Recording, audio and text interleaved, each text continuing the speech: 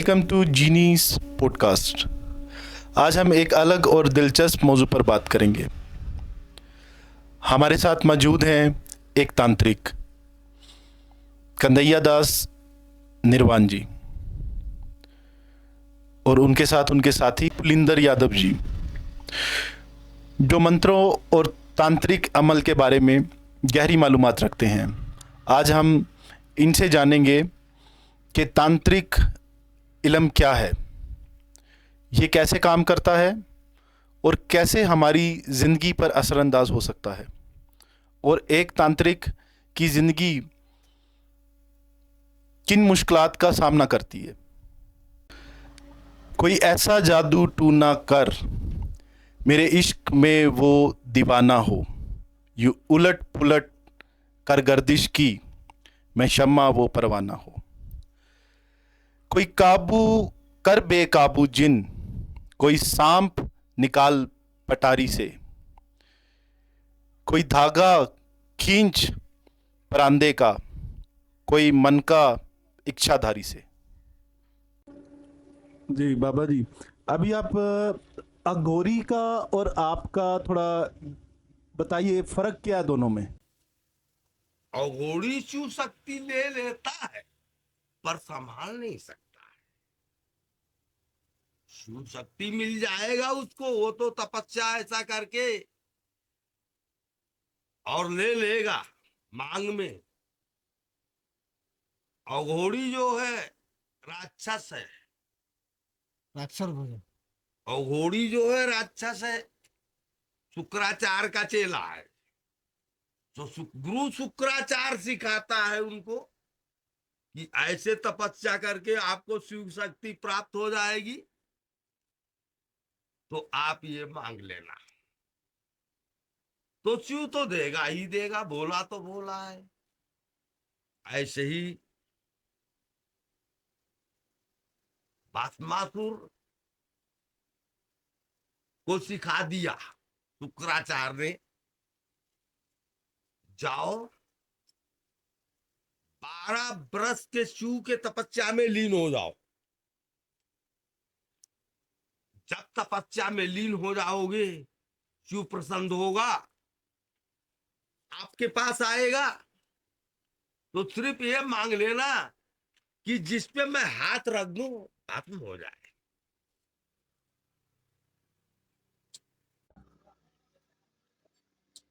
वो आपको दे देगा। कुछ लोग तांत्रिक विद्या का गलत इस्तेमाल भी करते हैं। जो गलत करते हैं उनके साथ में क्या होता है? वही गलत करने वाले का इल्जाम बोल रहा है। फिर उन्होंने सोचा, भस्मासुर ने सोचा कि मैं शिव का ही भस्म कर देता हूं। जब देखा कि शिव को भस्म करके मैं पार्वती के साथ विवाह कर लूंगा और मैं तीनों लोग का राजा हो जाऊंगा। अब भस्मासुर शिव का पीछा करके खेलने लगता है, दौड़ाने लगता है, तो शिव तीनों लोग तक भागता है। शक्ति दे चुका है। इतने में केसरी नंद बंदर का रूप बनाते हैं शिव। इतने विष्णु भगवान नारी का रूप बना लेते हैं कि अरे भोलेनाथ तो भोलेनाथ अपना ही दे के अपना ही भाग रहे।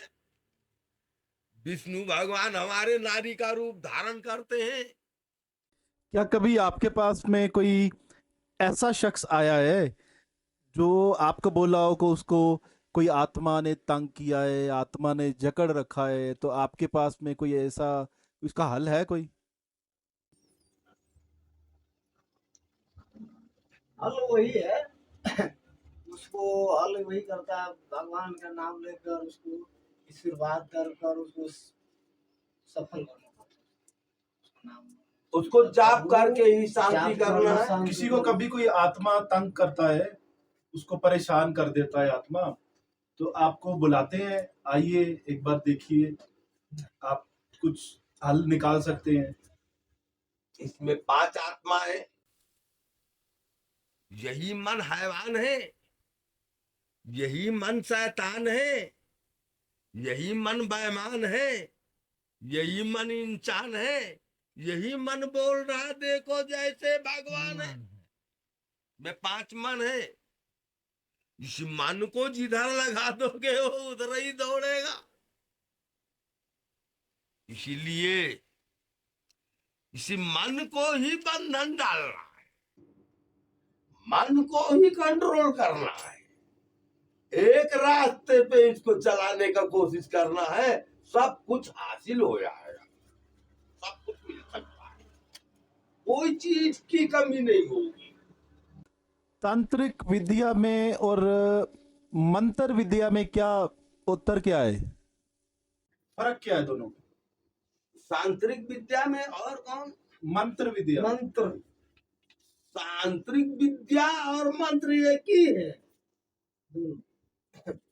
बिना विद्या का तुम्हारा मंत्र भी नहीं चलेगा। मंत्र और विद्या एक ही है, वही मंत्र है वही विद्या। आप लिखते हो, हम ऐसे ही बोलेंगे।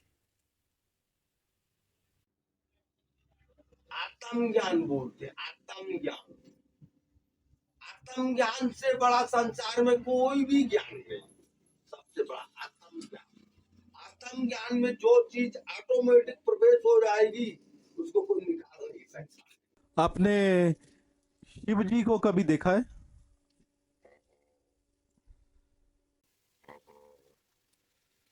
शिव जी पे ध्यान लगाओ,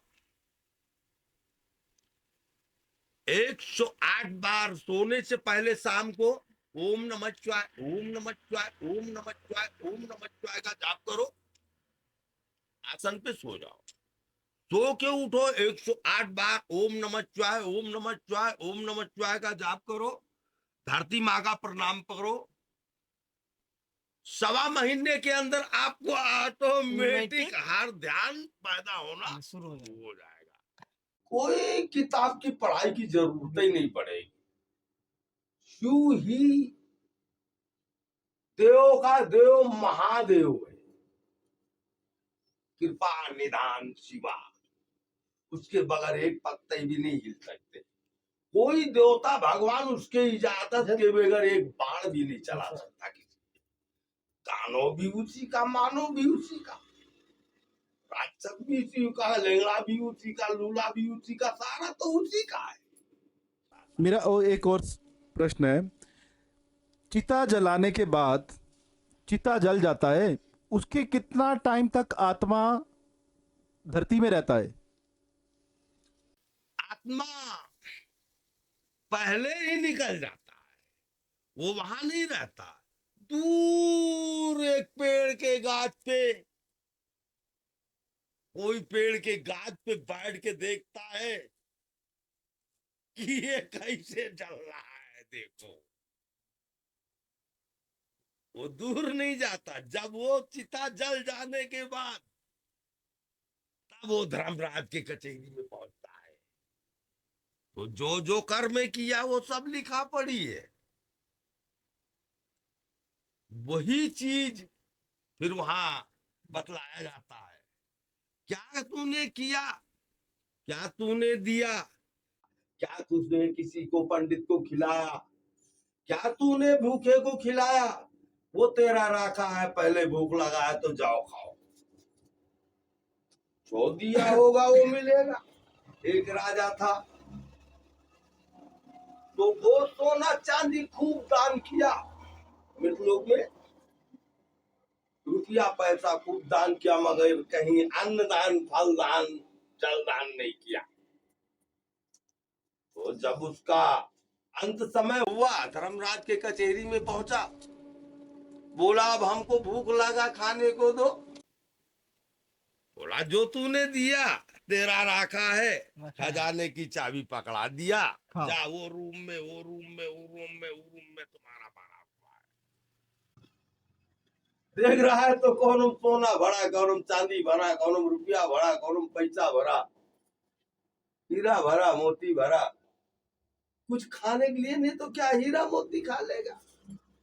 कि रुपया पैसा इसीलिए ये दान दक्षिणा बनाया गया।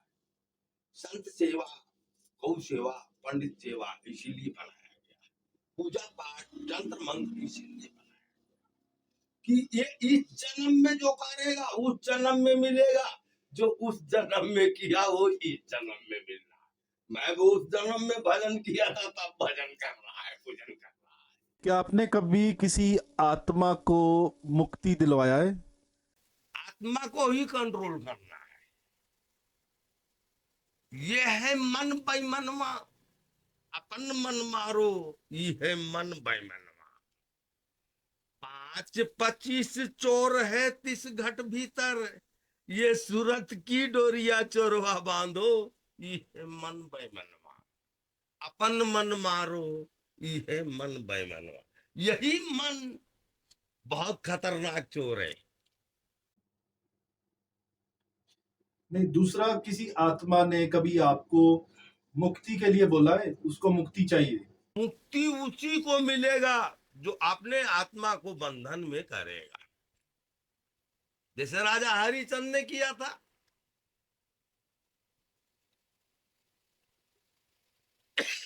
जैसे राजा दशरथ ने किया था। अपने नारी से हारा हुआ था राजा दशरथ कि तुम जो मांगोगी वो मैं दे दूंगा। तो राम जब जनकपुर से सीता का विवाह करके लेके जाते हैं, उससे पहले ही वो मांग लेती हैं कि आज मैं वो मांग रही हूं कि राम को वनवास और भरत को राज देना है आपको। आप क्या करें, जो वचन हारे हुए थे नारी को देना पड़ेगा। दूसरा जन्म के बारे में आपका क्या विचार है? मैं हर जन्म ही तपस्या किया, हर जन्म में ही तपस्या करेगा। जोग से राज, राज से ही नरक। पर मैं राजा बनने के लिए भी नहीं सोचा। मैंने तो सोचा, मन में अपने भगवान शंकर ने इतना प्रकाश दिया कि जोगी से बड़ा राजा कोई है ही नहीं संसार में। इसीलिए हम यही तपस्या ही सोचा अपने मन में कि ऐसी भजन करूं, ऐसी तपस्या करूं कि हर जन्म तक मैं तपस्या में ही लगा रहूं। बोले शंकर भगवान की। किसी आत्मा के साथ कभी आपका भेंट हुआ है? किसी आत्मा ने कभी आपकी तपस्या को भंग करने का कुछ ऐसा कुछ किया है? हाँ, हुआ है। आत्मा आत्मा से भेंट हो सकता है जो मेन तीसरी नेत्र का जो ध्यान लगाता है, जो तीसरी नेत्र का ध्यान लगाता है। ये ध्यान से नहीं होगा। जो तीसरी नेत्र के ध्यान लगाता है वो आत्मा आत्मा से भेंट कर सकता है। अगर भगवान चू पे तीसरी नेत्र का ध्यान लगाएगा तो भेंट होगा। कोई भगवान राम पे लगाता है तो भेंट होगा, पर सही तीसरी बात। नेत्र का ध्यान होगा। मन में नहीं, तीसरी में। भगवान विष्णु पे अगर ध्यान लगाता तीसरी नेत्र का तो भेंट होगा, अवश्य होगा। और वो सब लीला बताएगा, ऐसे चलना है, ऐसे करना है। शिव जी के बाद दूसरे कौन से भगवान हैं जिनको आप पूजा करते हैं? हम तो कृपा निधान शिवा का पूजा करते हैं, जो देवों का देव महादेव है। उसके बगैर एक पत्ते भी नहीं हिल सकते। ये सारा रचना शिव का है। शिव ही ब्रह्मा विष्णु को प्रकट किया है। पूरा लीला शिव का ही।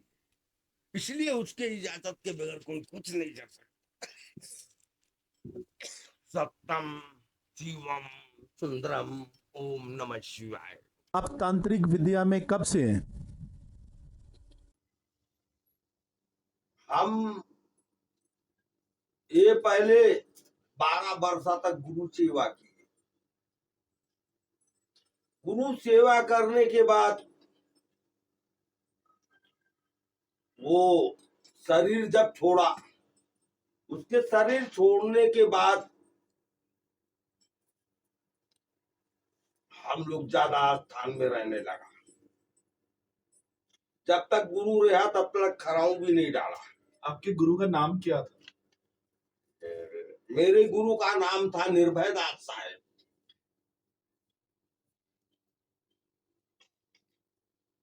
गुरु के गुरु का नाम था देवीदास साहेब। फिर उनके गुरु का नाम था धर्मदास साहेब।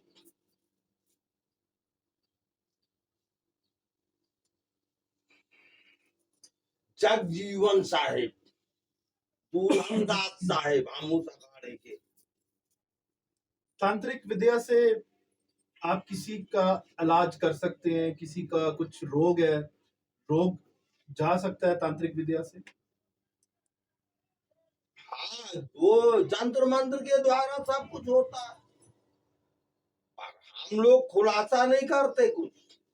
जो कोई दुखी आ जाता है मेरे पास, उसी का कोई खुलासा वो नहीं लगाते जमा।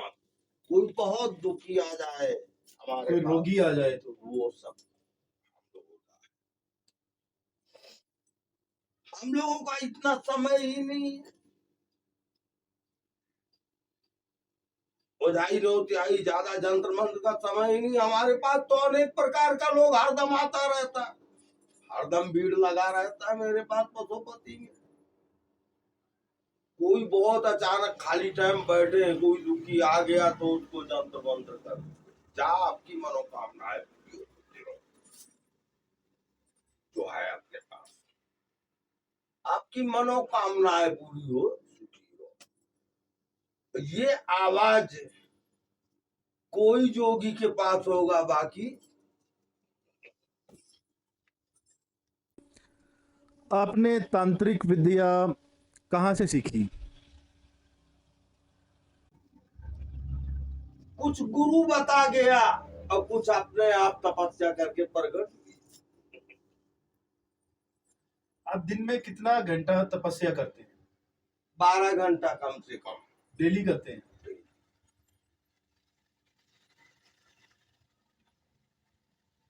तपस्या आप करने मंदिर में बैठते हैं या कोई जंगल में जाते हैं?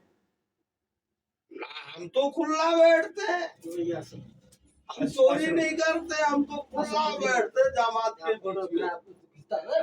कितना देश विदेश का आदमी मेरे पास आता रहता, जाता रहता, आता रहता, जाता रहता, अपना माला जाप करता रहता, ध्यान में लगा रहता। नंबर पर लिए बाबू मंदिर वही। कभी आपके पास में कोई ऐसा आदमी आया है जो बोला है कि किसी को आपका तंत्र विद्या से नुकसान देना है, मैं आपको इतना पैसा दूंगा, आप किसी को नुकसान दे दीजिए? हम लोग पैसा ये जंत्र मंत्र करने के लिए, किसी का रक्षा करने के लिए पैसा नहीं मांगते।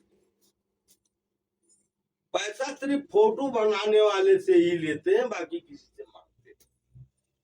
आशीर्वाद हर चीज फ्री है, सिर्फ फोटो पिक्चर जो बनाता है उसी से कुछ लेते हैं। जीने के लिए कुछ करना पड़ेगा। वो मेरा लिखा पड़ी 105 रुपया रेट है पशुपति के अंदर, चाहे देती हो चाहे विदेशी, उससे आगे मांग भी नहीं सकते। उसको बताने वाले हम न्यूज में, टीवी में, किताब में, सब जगह हूँ। 39 वर्ष हो गया इसको काठमांडू में। आपके काम के लिए जब भी आप इस काम में आए, आपको आपका कुछ घर वाला या आपका पहले का दोस्त मिलने वाला, वो आपको कुछ मना किया ऐसा नहीं कीजिए, आपका पूरा पूरा लाइफ आप वहाँ पे दे रहे हैं, आप ब्याह कर लीजिए, आगे आगे आपका फैमिली होगा, बच्चा होगा, ऐसा कुछ आपका घर वालों ने बात किया?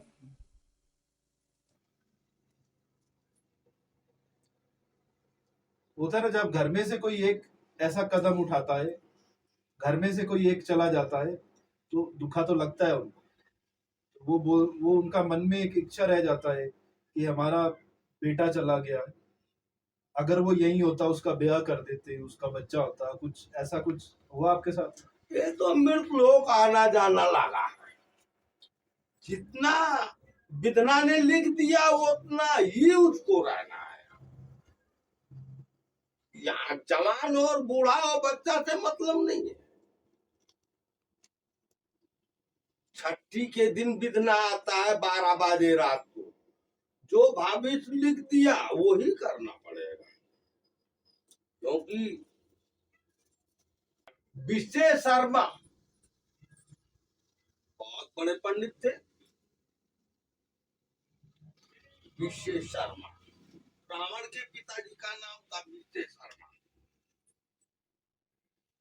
तो उनका जन्म हुआ, रावण के पिताजी की बात है कि उनके पिताजी का जन्म हुआ विशेष शर्मा था।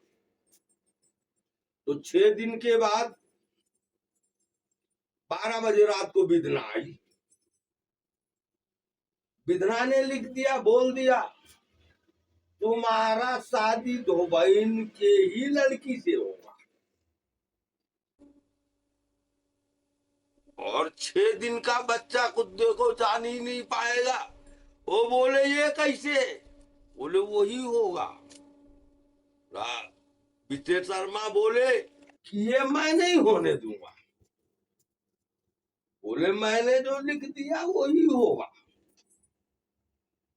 विशेष शर्मा भी बहुत वैज्ञानिक था, उससे बड़ा कोई पंडित नहीं था विश्व में।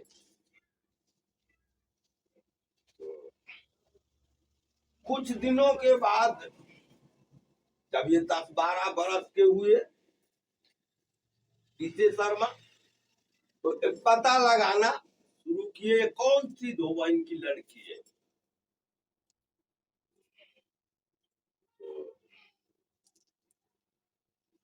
उसको पता लगा के पकड़ा लिए, पकड़ा करके और उसको काट काट के सब पूरा गोड़ हाथ सब काट के एक बक्से में बंद करके गंगा में डाल दिए।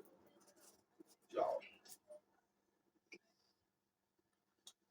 तब तक एक पंडित पड़ता स्नान बना रहा था गंगा में, और ये बक्सा तैरता हुआ आ रहा है, उसका कोई बाल बच्चा नहीं।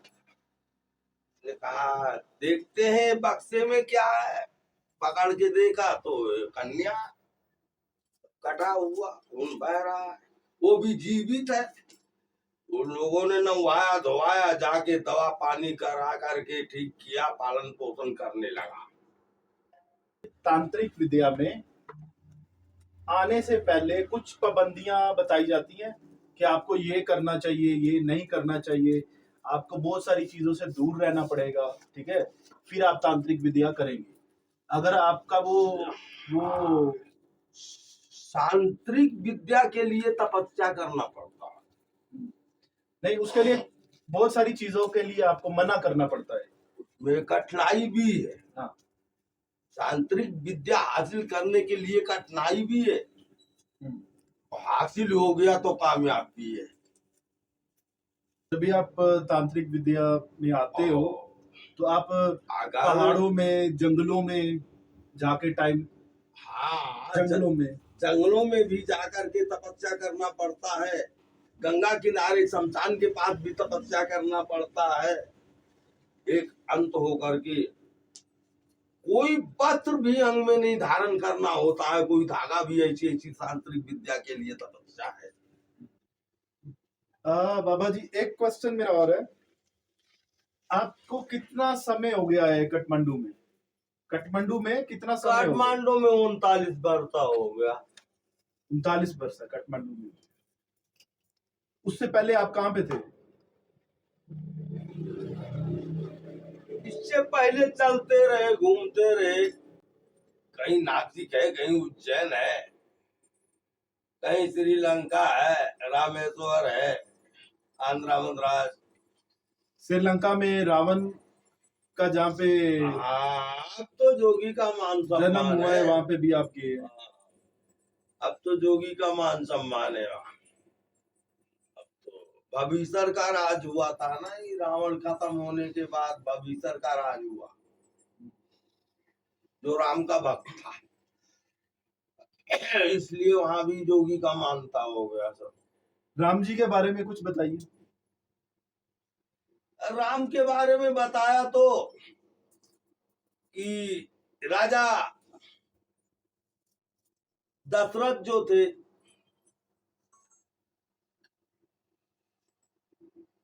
राम को वनवास और भरत का राज हुआ था। जब जनकपुर से सीता को विवाह करके ले गए तो राम को वनवास लिखा गया, भरत को राज लिखा गया। इतने में भरत ने राज नहीं किया, राम तो वनवास चला गया। उसी में उनको, राम को वनवास जाने के बाद शरीर राजा दशरथ को छोड़ना पड़ा।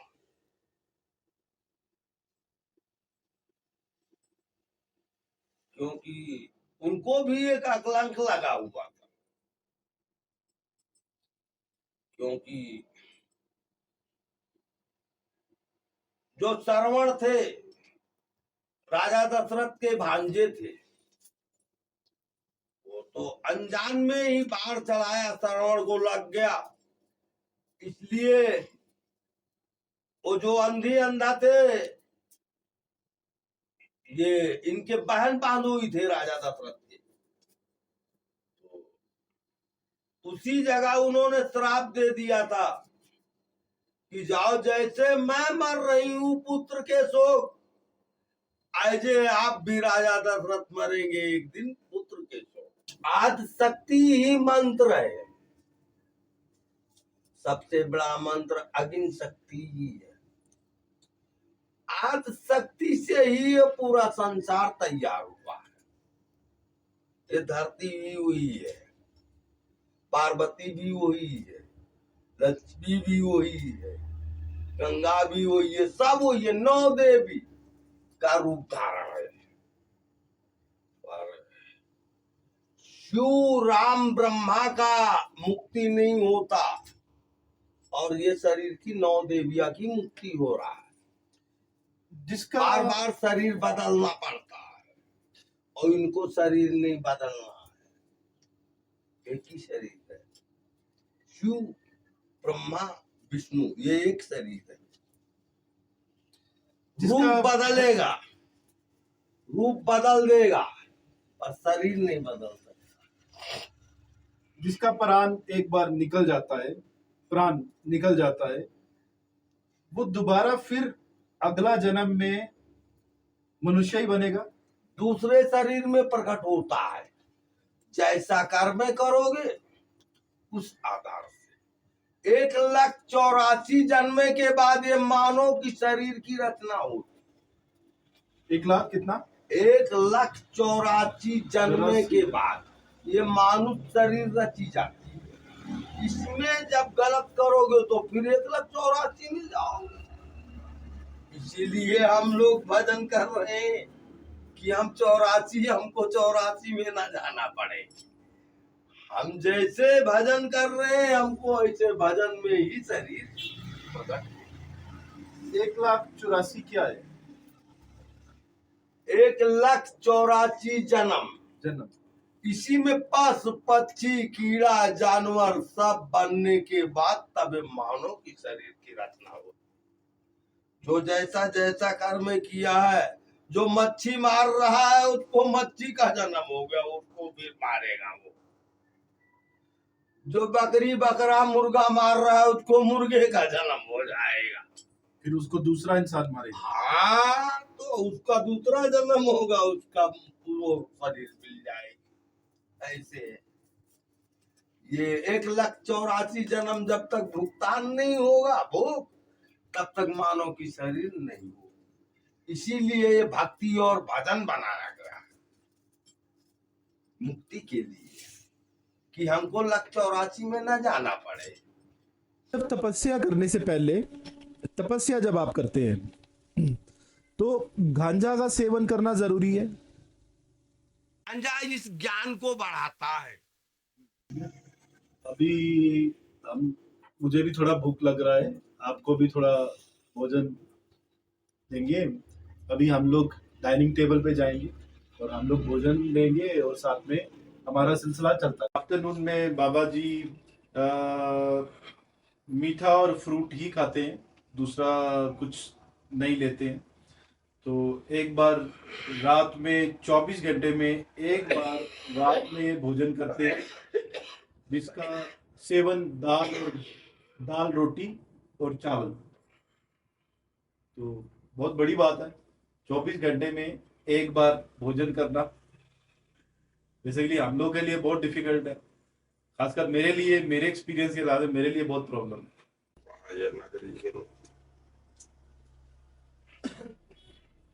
आप लोगों ने नोटिस किया होगा, मैं मेरा 2 हाथों से भोजन देने की ट्राई कर रहा हूँ, मगर बाबा जी अपने एक हाथ से ही उसको ले रहे हैं। मे भी उनका कुछ उसमें होगा कि इसको एक हाथ से ही खाना चाहिए, राइट हैंड से, मगर मैं मेरे दोनों हाथों का, क्योंकि मैं यूज टू नहीं हूँ, तो मैं इसीलिए मेरे दोनों हाथों का इस्तेमाल करूँगा।